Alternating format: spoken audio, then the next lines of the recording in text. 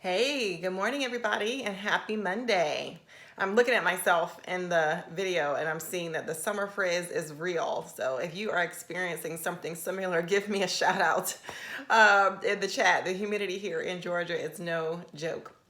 Anyway, this week I'm going to circle back around to leaky gut. I know that we have quite a few new followers, and you may not have seen my prior conversations around leaky gut. And it's one of the most common things that I find in my assessments with the women that I work with. And I just think it's worth repeating and talking about multiple times because leaky gut, also known as intestinal hyperpermeability, is so common and is often one of the major root causes for the majority of our health issues, especially hormonal imbalance. So I'm going to talk a little bit about what leaky gut is, and as usual, stick with me for later this week on Thursday, and I will share a blog post that should give some tips for what you can do about it.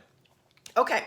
Leaky gut, again, as I mentioned, the clinical term is intestinal hyperpermeability, and it's a condition that leads to widespread inflammation and hormonal disruption throughout the body. Yes, it is as bad as it sounds. I have personally peeled back the layers on leaky gut within my own body, and it took me quite some time to really get it to a good place. Leaky gut happens when the tight junctions between the cells and the lining of your intestines are compromised. These junctions are supposed to be tight and they regulate what's allowed in and out of the intestinal wall. They're kind of like toll booth operators, right? The gut is naturally permeable. It has little openings in it, and this is intentional because that's how nutrients and good things get absorbed from your food into the bloodstream so that they can travel to the places in the body that need it most. That's how you're able to benefit from the food that you're eating. That's the way that it's supposed to work. But when you are stressed, if you're taking birth control pills, if you're eating foods that you are sensitive to, if you have any sort of infection in your gut like candida or some sort of parasite or overgrowth of bad bacteria, yeast, antibiotics, other organisms, those things can get through the intestinal lining, but they normally should not be allowed in when those junctions are not tight and they get loose and the spaces between them are bigger than they should be. Then toxins and microbes and undigested food particles make their way through your intestinal lining, which sets off your immune system.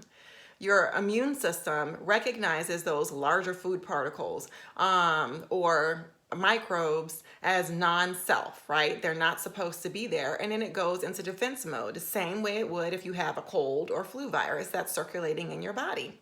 And so what's the result? Well, what the immune system does when it recognizes an invader, the inflammatory attack on your immune system is the result. And that can lead to an array of not pleasant symptoms.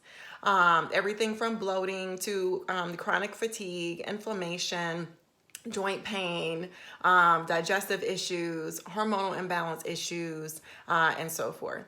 Leaky gut syndrome is also how food sensitivities and immune disorders like autoimmune disease develop as a root cause. So it is not just a saying by Hippocrates that your immune system lies in your gut. And this is proof of that. And so really taking care of your digestive system and healing it and nurturing it is so critical. So stick with me for the rest of the week, and I will share some immune and gut healing recipes along with a blog post with tips and tricks on what you can do about it if you think you might have leaky gut syndrome. Have a great week, everybody.